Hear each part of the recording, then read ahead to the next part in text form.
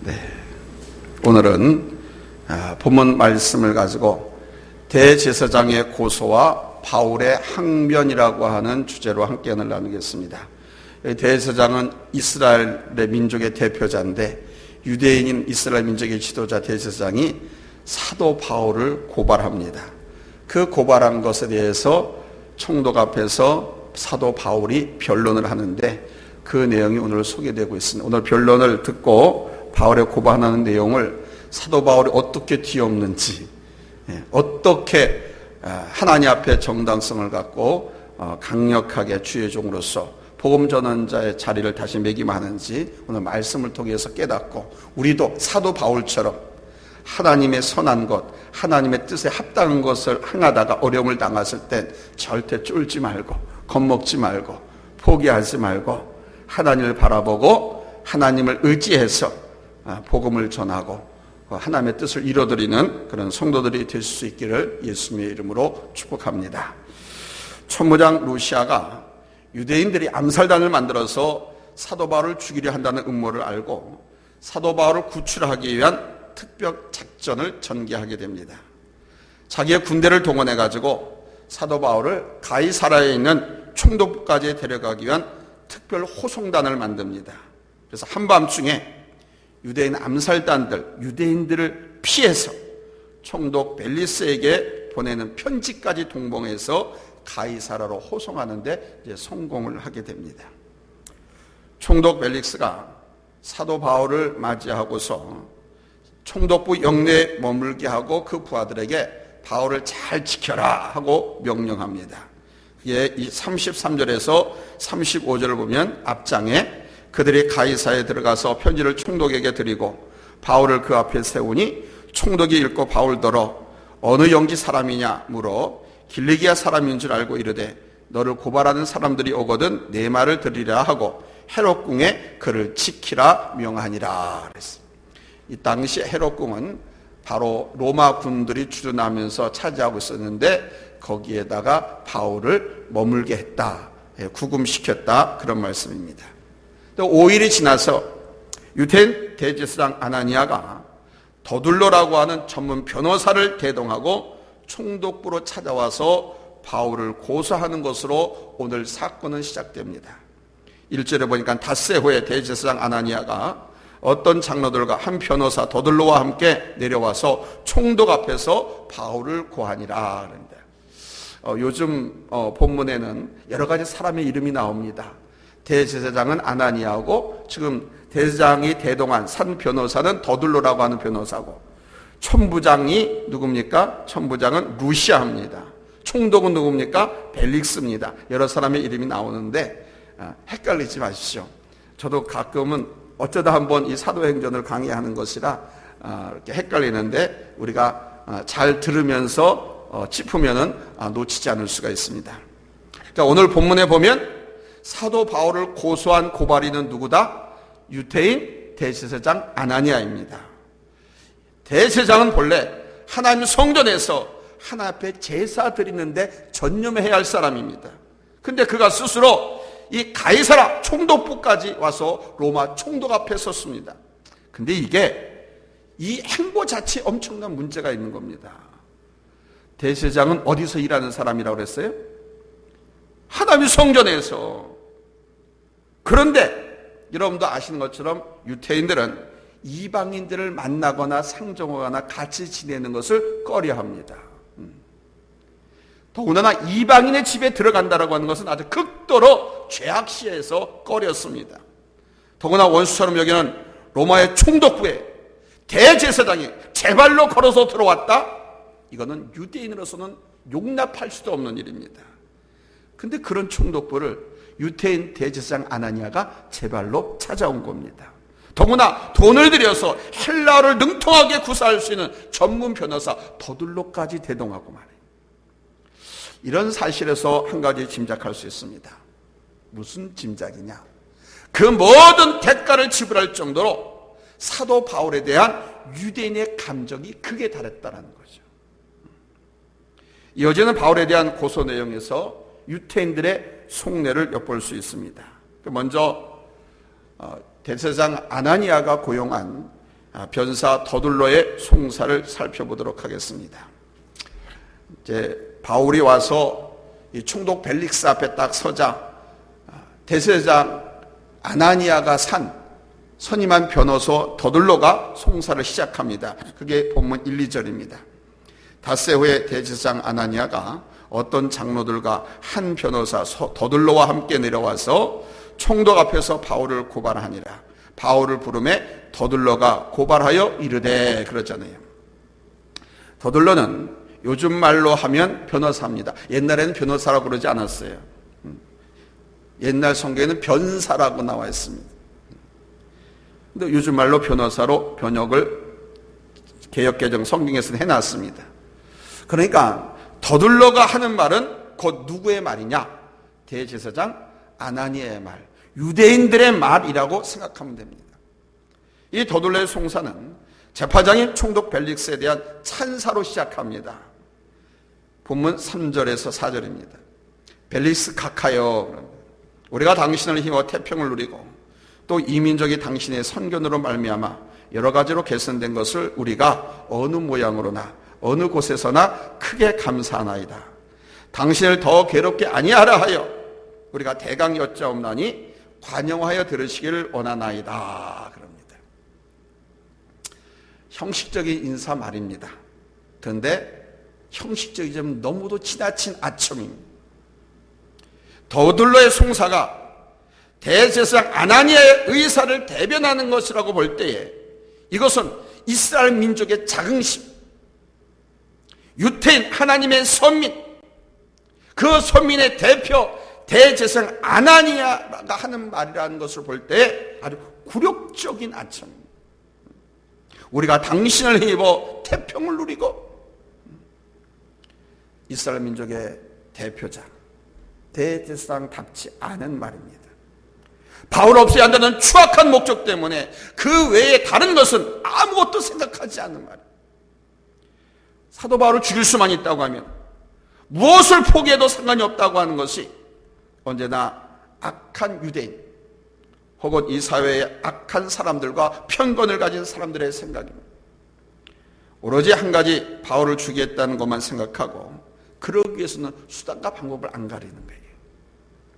지금 이 순간엔 유대인들을 그렇게 자부하는 선민으로서의 민족적 자긍심마저 다 내려놓고 있는 겁니다. 그런데 한번 생각해 봅시다. 대제사장이라고 하면 명색이 유대 민족의 대표자 아닙니까? 하나님과 이스라엘 민족의 중보자입니다. 엄격한 의미에서 보면 유대인들이 정신적, 심적으로 믿을 수 있는 사람은 이 대제사장 하나밖에 없습니다. 때문에 대제사장은 이스라엘 민족에게 남은 민족의 마지막 자존심, 민족의 마지막 힘이라고 할 수 있습니다. 그런 대제사장이 오늘 본문 보니까 로마 총독 앞에서 이렇게 아첨을 하는 거예요. 얼마나 반민족적이고 얼마나 비굴합니까? 식민지 총독에게 애국심과 민족애를 다 내팽개치고 각하여 우리가 당신을 힘입어 태평을 누리고, 얼마나 한심스럽고, 더 이상 제가 그거 말은 안 하겠어요. 기가 막히지 않습니까? 바울 한 사람을 죽이고자 하는, 자기 정적 한 사람을 죽이고자 하는 악한 생각 때문에 영적, 민족적 자긍심마저 다 내버리고 아주 비굴한 모습을 보이고, 정말 한심하게 그지없습니다. 대제사장이 이 모양이니 나머지 이스라엘 백성들은 어떠했겠습니까? 더 이상 회복할 수 없을 만큼 부패해서 결국 이 사건 이후 10년이 지나서 예루살렘 성이 완전히 파괴되고 이스라엘 나라는 망하고 이스라엘 민족은 나라 없이 2000년 세월 동안 세계 각지에 정처 없이 흩어져 살게 됩니다. 이 사건 후 10년. 이 아첨의 말 후에 더블로가 아주 본격적으로 바울에 대한 고소를 제기했습니다. 먼저 그는 바울에 대해서 아주 사악하게 폄하해서 사도 바울을 가리켜서 5절에 보니까 전염병 같은 자다. 전염병 같은 자. 보니까 오늘가 페스트라고 되어 있어요. 페스트. 영어로 페스트입니다. 당시에 이 패스트는 걸리면 다 죽는 거예요. 그러니까 사도 바울은 로마 세계의 전염병처럼 아주 나쁜 영향을 끼칠 수 있는 아주 나쁜 놈, 못쓸 놈으로 모함을 하고 있는 겁니다. 그 다음에 그들이 바울에 대해서 고소하는 내용은 세 가지로 요약됩니다. 하나는 뭐냐? 이 사도 바울은 천하에 흩어진 유대인들을 다 소욕케 하는 자다. 둘째는 나사렛 이단의 괴수다, 바울이. 그리고 세 번째는 성전을 더럽히는 자다, 이렇게 고소했습니다.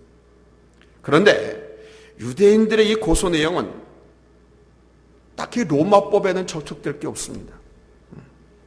로마법에 저촉이 되지 않는데 로마 총독 벨릭스에게 대제사장 유태인 아나니아가 이걸 고소하는 거예요. 자, 그렇다고 하면 이들이 고소하는 이 내용을 다른 각도에서 뒤집어 보면 어떻게 될까요? 이런 거죠. 사도 바울은 한평생 오직 복음을 전하기 위해서 자기의 생명마저도 내걸고 달려온 삶을 살았습니다. 그러니까 저들의 주장을 역으로 생각해 보면 복음이 전염병처럼 급속하게 사람들에게 전파되었다고 하는 것을 이들이 반증하는 거예요. 바울이 전한 복음을 이방 사람들이 받아들였고 수많은 사람들이 예수를 구주로 믿고 고백하고 인정했잖아요. 바로 예수를 믿고 예수를 구세주로 고백한 이 이방인들이 예루살렘 성전을 찾아와서 율법의 예를 행했습니다. 이것을 가리켜서 지금 이 변호사가 고발하는 거예요. 이 이방인들이 예루살렘 성전을 더럽혔다고 찾아와서 예를 갖춘 것을 가지고. 왜? 이방인들은 못 들어오게 돼 있었으니까, 이스라엘법에는. 대제사장과 유대인들은 이 더둘러를 앞세워서 모든 진실을 왜곡해가지고 거짓으로 고소를 하고 있는 겁니다. 저들도 이 사실을 알고 있습니다. 그런데도 오직 사도 바울을 죽여야 한다는 생각으로 이렇게 뻔뻔하게 거짓을 말하고 있는 것입니다. 그렇습니다. 어떤 목적을 달성하기 위해서 보면 정치인들도 우리 청문회 같은 데 나와서 하는 거 보면요, 뻔한데도 거짓말 하잖아요. 우기잖아요, 끝까지. 잘못해가지고 검찰에 출두하고 고소하면서도 끝까지 나는 잘못한 거 없습니다. 그래도 요즘 조금 양심이 생겼는지 요즘은 검찰에 가서 소상하게 밝히겠습니다. 이제 말을 좀 많이 바꿨어요. 자세하게 진술하겠습니다. 이렇게 바뀌었어요. 옛날에는 뻔뻔하게 나는 잘못이 없습니다. 그러고 들어갔어요. 그러면 뒤에서 옆에서 지지 않은 사람들이 막 연호를 했죠. 정말 몹수가 악하지. 이러다 회개할 줄 모르고 하나님을 향해서 대항하는 이들이 여러분 어찌 심판받지 않을 수 있겠습니까? 이러한 모습은 그들의 신앙적 뿌리마저 썩었다고 하는 것을 보여주는 것입니다. 그래서 정확히 10년 후에 예루살렘이 완전히 무너지고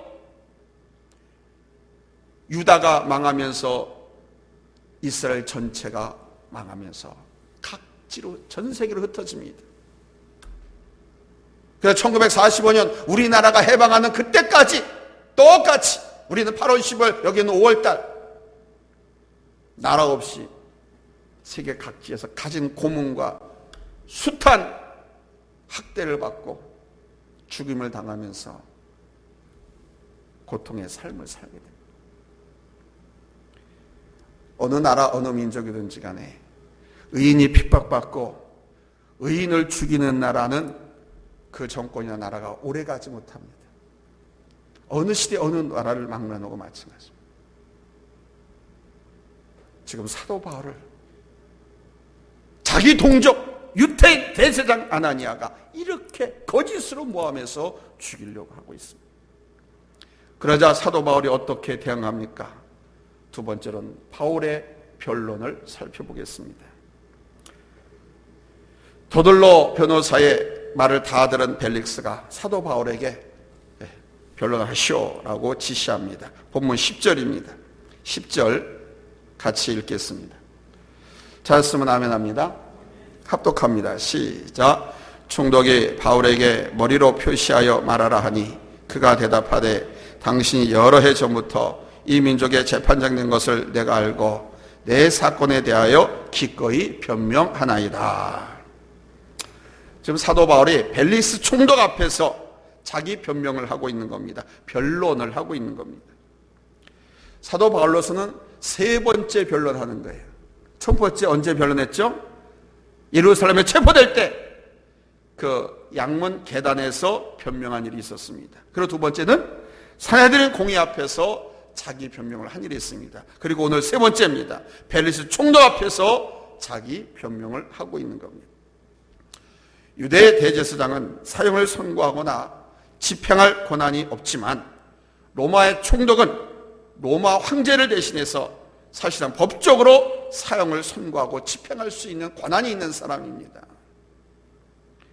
여러분도 아시다시피 일찍이 우리 예수님도 로마 총독 빌라도 앞에서 재판을 받아서 사형 선고와 함께 곧바로 집행이 되어가지고 십자가에 달려 돌아가시게 됩니다. 총독에게는 이 권한이 있어요. 대제사장이나 천부장이나 백부장, 장군들에게는 이런 권한이 없고 오직 로마 총독에게만 있습니다. 이렇게 밀어볼 때 지금 사도 바울이 벨리스 총독 앞에 섰다라고 하는 것은, 벨리스 총독 앞에서 재판을 받고 있다라고 하는 것은 마치 예수님께서 빌라도 총독 앞에 선 것 같이 생사의 문제가 걸려있는 아주 절박한 재판정이라는 겁니다. 근데 변론을 시작하는 사도 바울의 말은 아주 담백하고 담담했습니다. 바울의 자세는 이렇게 요약됩니다. 첫째는 고난을 피하고자 하는 구차한 변명, 구차한 자세를 취하지 않았습니다. 뭐 이런 말 저런 말로 그 총독 벨릭스에게 잘 보이려고 비겁한 모습 전혀 보이지 않았습니다. 바울이 입을 열어서 하는 말씀 첫 마디가 10절 11절에 나와 있어요. 첫 마디 사도 바울이 뭐라고 말하는가 우리 한번 다 같이 읽겠습니다. 10절 11절 시작.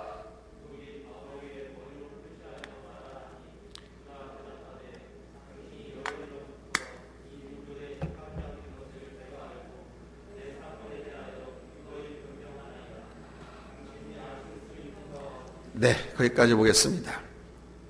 아주 담담하게 얘기합니다. 당신 오랫동안 사마리아와 예루살렘에서 총독을 지냈고 이제 가이사랴에 있어서 이 지방을 이렇듯 오랫동안 다스렸으니 우리 종교 문제나 나의 문제에 대해서도 충분히 알 것입니다. 그러므로 본인은 올바르게 총독께서 판단해 주실 것을 믿고 기쁘게 변론하겠습니다. 이렇게 말합니다. 국악의 긴 설명을 하려 들지 않았습니다. 담대함과 선명함, 이 용기 있는 모습이 오히려 성경에 보니까 이 벨리스 총독의 마음을 감동시켰다고 합니다.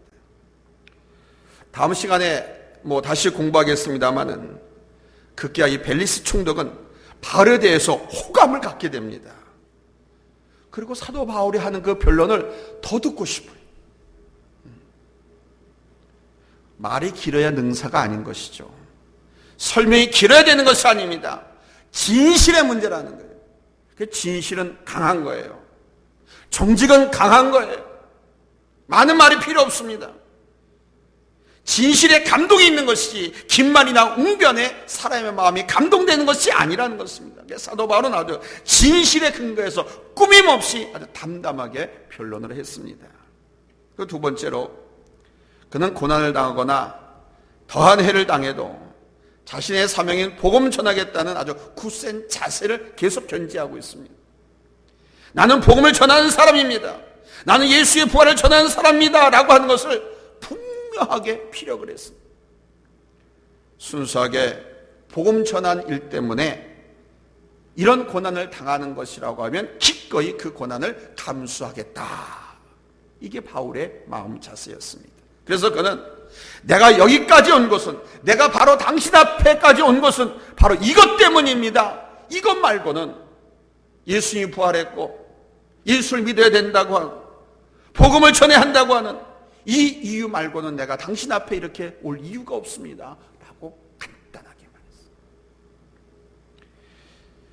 대제사장 아나니아가 선임한 더둘로 변호사가 가장 먼저 내세운 것이 뭐냐면 고소할 때 사도 바울이 국민 선동죄라고 했어요.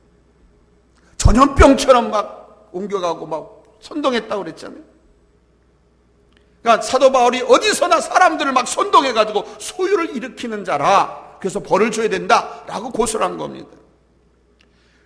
왜 이걸 제일 첫 번째 제목으로 고소를 했냐 하면 이유가 있습니다. 당시 세계는 팍스 로마입니다. 로마가 전 세계를 통치하고 지배했어요. 세계 모든 길은 로마로 통하게 돼 있어요. 각 정복한 나라를 식민 통치했어요. 총독을 보냈어요. 우리도 일제시대 때 일본의 국왕이 우리나라에 총독부를 설치했죠. 그래서 총독이 이 나라를 다스리게 했어요. 이스라엘 역사가 우리하고 역사가 비슷한 부분이 참 많다고 그럽니다. 실제 설치된 기구도 그래요. 총독부를 설치해서 총독이 그 나라를 다스리게 했어요. 그러니까 로마가 세계를 힘으로 눌러서 정복한 거예요. 그래서 제일 신경 쓰는 것이 뭐냐면 그 로마를 대항해서 일어나는 선동들, 소요사태, 선동가, 그게 정치가든 경제가든 선동가를 제일 두려워하고 제일 경계하고 제일 잡아줘 줬어요. 그런데 지금 뭐라고 그러냐면 사도 바울이 그 선동가라고 지금 고소하는 겁니다. 일전에 예루살렘에 소요사태가 일어났었는데 그 소요사태도 이 바울이 일으켰다라고 지금 고소하는 겁니다. 그러다 사도 바울은 그 이야기 할 때도 가만히 있습니다. 이 더둘러 변호사가 더 말합니다. 이 사도 바울은 로마 정부의 극히 위험한 존재이니까 여기서 아니 싹을 잘라야 된다. 여기서 아예 끊어버려야 된다고 벨리스를 충동질하고 이제 말이 다 끝났다 싶으니까 사도 바울이 툭툭 손을 털고 일어나서 아주 간단하지만 명확한 근거를 가지고 사실대로 진술합니다. 그게 11절로 13절 말씀입니다. 자, 11절 13절 우리 한번 같이 읽겠습니다. 찾았으면 아멘 합니다. 합독합니다. 시작. 당신이 아실 수 있는 바와 같이 내가 예루살렘에 예배하러 올라간 지 열이틀밖에 안 되었고 그들은 내가 성전에서 누구와 변론하는 것이나 회당 또는 시중에서 무리를 소동하게 한 것을 보지 못하였으니 이제 나를 고발하는 모든 일에 대하여 그들이 능히 당신 앞에 내세울 것이 없나이다. 간단하지만 아주 명확하게 지금 진술한 거예요. 간단하지만 명확한 거, 이게 진실의 힘이죠.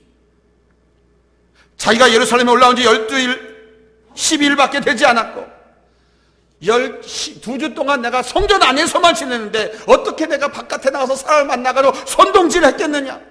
그 소요사태를 내가 일으켰느냐? 그건 내가 일으킨 것이 아니다. 저들의 주장은 말도 안 되는 억지다 라고 변론을 하는 거예요. 그리고 이어서 사도 바울이 두 번째 자기 주장을 아주 담대하게 이어갑니다. 나는 저들이 나보러 나사렛 이단의 괴수라고 하는데 나는 우리 조상이 하나님을 섬기고 있고 율법과 선지자들의 글에 기록된 것을 믿고 부활의 소망을 믿습니다. 지금 나를 고소한 저 유태교, 저들의 동일한 하나님을 내가 믿고 저들이 갖고 있는 동일한 성경을 내가 믿고 내가 동일한 소망을 갖고 하나님을 섬긴다는 것이죠.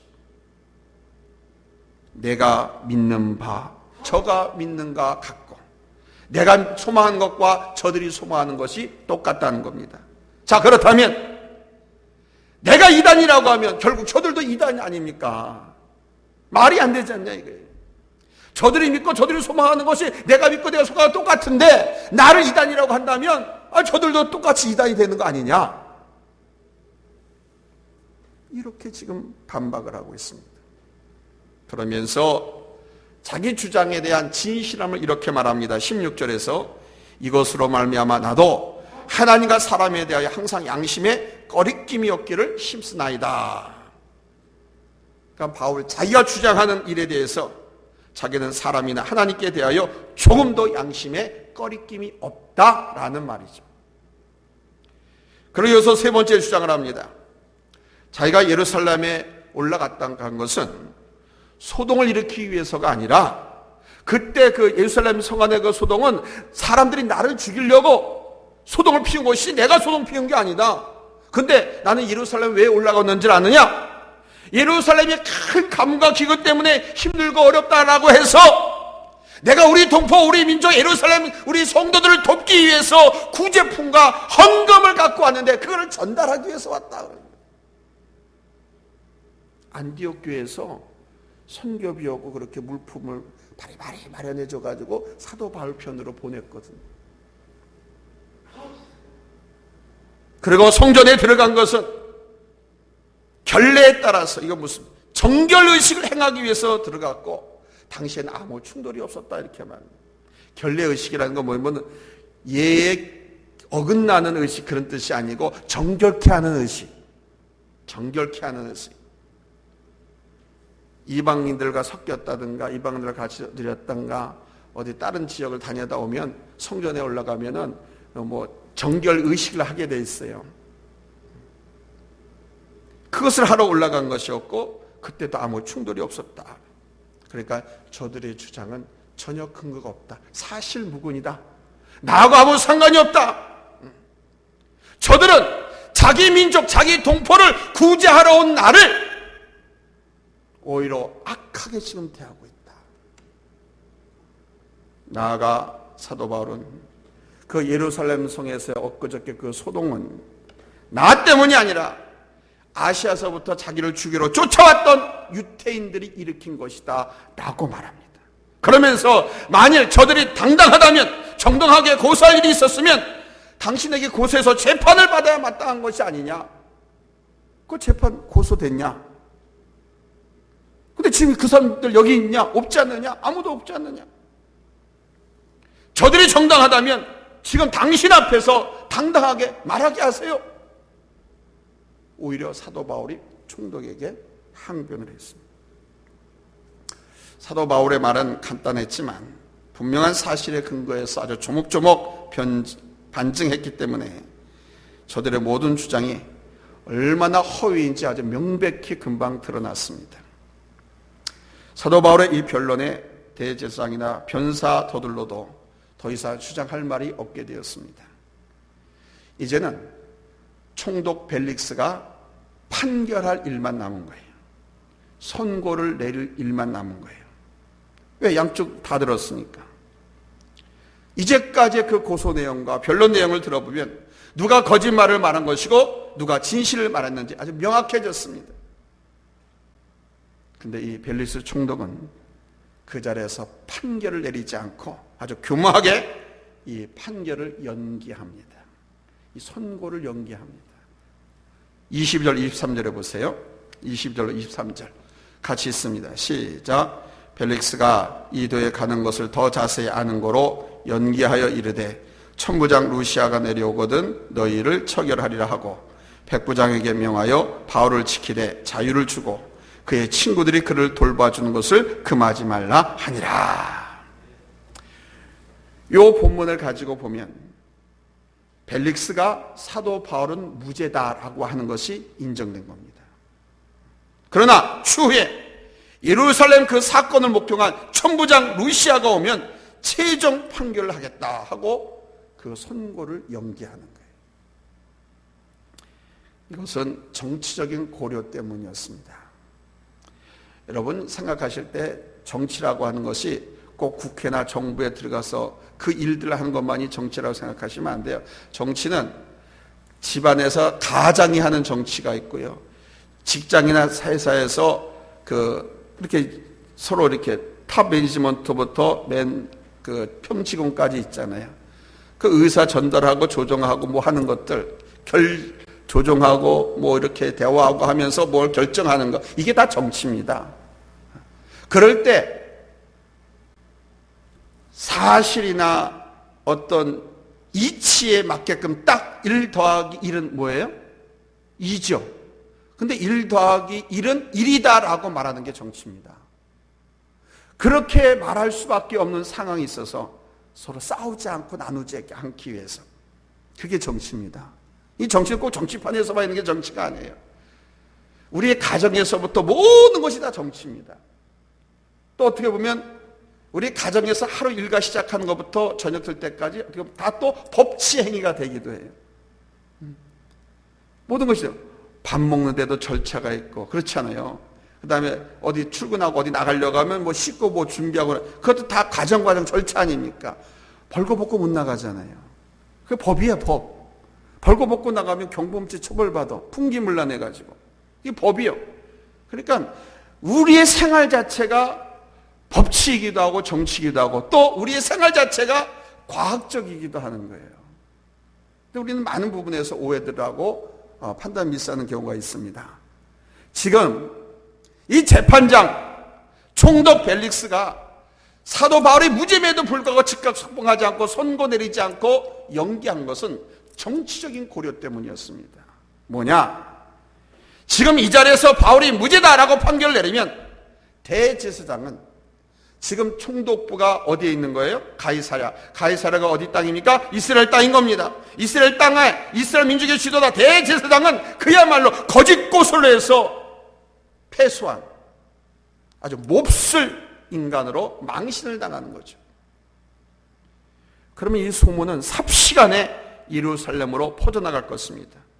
그러면 대제사장을 지지하는 사람들이 자신들의 입장을 정당하기 위해서 벨릭스 총독이 사도 바울의 편을 들어서 일방적으로 판결했다고 가만히 있지 않을 겁니다. 여러분 보셔도 알잖아요. 판사는 정당하게 판결했다고 해도 자기 나름대로 해석을 해버리잖아요. 다요. 옳았다 글렀다 그러잖아요. 지금 우리 사회에서 봐왔잖아요. 사도 바울에게 뭐 뇌물을 먹었거나 아니 어떻게든지 간 사도 바울 편을 들어가지고 그런 것이 아닌데도 불구하고 사도 바울의 무죄를 선언하게 되면 그렇게 가만히 있지 않는다 이거죠. 그래서 만약에 사도 바울이 무죄다라고 판결을 내리면 그 판결은 총독 벨릭스의 의도와는 상관없이 그냥 정치적으로 흘러가고 맙니다. 그래서 수없는 경험을 지닌 노련한 정치가인 이 벨릭스는 누구보다 이런 사실을 잘 알고 있었기 때문에 판결을 미루는 거예요. 여러분들 아시는 것처럼 예수님께서 빌라도 총독 앞에서 빌라도 법정에서 재판받으실 때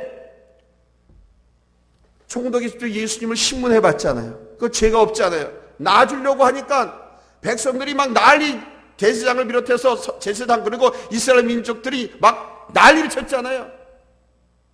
그래서 예수를 무죄 석방하게 되면 소요가 일어나고 민족 봉란이 일어나가지고 큰일 날까봐 그렇게 되면 공안 책임자의 자기에게 책임이 물을 것이고 자기가 쫓겨날까봐 그래서 예수를 죽이잖아요. 똑같은 겁니다. 지금 벨릭스가 그거예요. 그래서 판결을 미룹니다. 그러나 그는 바울이 무죄다라고 하는 것을 마음으로 알고 있습니다. 그래서 주변에 있던 백부장이 뭐라고 말하냐면 바울을 잘 지키되 자유를 주고 그의 친구들 누구든지 오면 만나는 것을 금하지도 말고 편의를 다 제공해줘라 이렇게 명령을 합니다. 즉 마음대로 면회를 허락하라는 뜻이죠. 총독부 영내에 있도록 했지만 이것은 구금이라기보다는 바울을 유태인으로부터 보호하기 위한 조치다 그런 말씀입니다. 말씀 맺겠습니다. 사랑하는 성도 여러분, 대제사장은 거짓을 앞세워서 바울에게 죄를 씌워 죽이려는 의도로 전문 변호사까지 동원해서 고발했지만 오히려 그 일로 사도 바울의 무죄만 더 명백해졌습니다. 이것이 하나님의 역사입니다. 그러므로 세상의 거짓과 악한 자의 도전을 두려워할 것이 없습니다.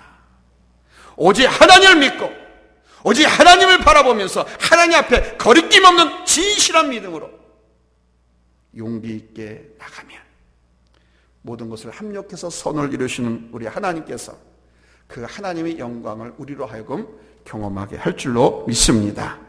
이런 믿음이 바로 세상을 향한 용기 있는 우리 성도들의 용기의 근거인 것입니다.